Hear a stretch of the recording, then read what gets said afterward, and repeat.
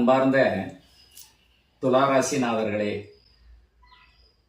வாழ்க்கையில் மிக பெரும் ஒரு அற்புதமான நிலையில் இருந்து கொண்டிருந்த நீங்கள் திடீரென்று நண்பர்களிடமோ தான் பணி செய்கின்ற இடங்களிலோ தொழில் செய்கின்ற இடங்களிலோ கெட்ட பெயர்களை சம்பாதிக்க போகின்றீர்கள். மிக அதிகமான கோபப்பட்டு செய்கின்ற வேலையிலிருந்து வெளிவரப் போகின்றீர்கள். மேல் அதிகாரிகளிடம் கோபித்துக் கொள்ளப் போகின்றீர்கள். இதுகளெல்லாம் வேண்டாம். துலாம் என்பது மிக சிறப்பான ராசியாக இருந்தாலும் 10ஆம் இடத்து குரு பதவியை கெடுக்கும், பேரை கெடுக்கும் அப்படிங்கக்கூடிய 2 விதமான விடயங்கள். அதிலும் சனியினுடைய சாரத்துல இந்த குரு வருகின்ற காரணத்தினால் உங்களுக்கு சின்ன சின்ன தண்டனைகளை, கஷ்டங்களை, நல்லா இருந்துகிட்டு இருந்தோம் திடீரென்று ஏன் இப்படி நடந்தது அப்படிங்கிற மாதிரியான ஒரு நிகழ்வுகளெல்லாம் தாங்கள் சந்திக்க போகின்றீர்கள்.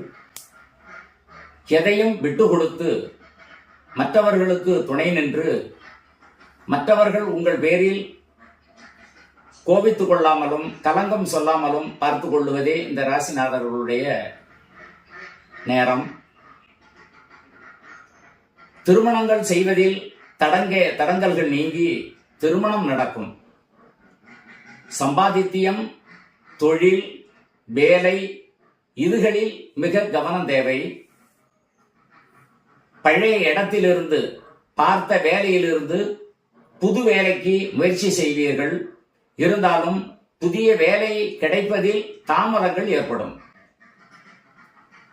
மேலும் பணியை பற்றி கொள்ளணும். எங்க ஒர்க் பண்றீங்களோ, எங்க வேலை செய்றீங்களோ அங்கேயே நீங்க நிரந்தரமாக எந்த விதமான கஷ்டம் சூழ்நிலைகள் இருந்தாலும் பணியை விட்டு வெளிவரக்கூடாது. புதிய பணியில் நாம் அதிகபட்சமாக சம்பாதித்து விடலாம் என்று வெளியில் வந்தால் சிரமங்களே அனுபவிக்க வேண்டும். வெளிநாட்டு பயணங்கள் முயற்சி செய்து அது பலன் கொடுக்காமல் கடன் தொல்லைகளுக்கு ஆளாக நேரிடும். குடும்பத்தில் நிதானமான ஒரு வாழ்க்கையை செய்ய வேண்டும். பலரிடமும் நல்ல பெயர்கள் எடுப்பதற்கு முயற்சிக்க வேண்டும். நண்பர்கள், உறவினர்கள், குடும்பத்தார்கள், பெற்றோர்களை ஓரளவுக்கு மதித்து நடக்க வேண்டும். இல்லை என்றால் பல கெட்ட பெயர்கள் பொல்லாதவர் என்று சொல்லக்கூடிய பேர் உங்களுக்கு வந்து சேரும். கவனமாக இருக்க வேண்டிய ராசி துளாராசிநாதர். இந்த நிலைகளெல்லாம் கூடிய விரைவில் இந்த ஆண்டு கடைசியில் முடிந்து சிறந்த ஒரு நிலைக்கு வருவீர்கள்.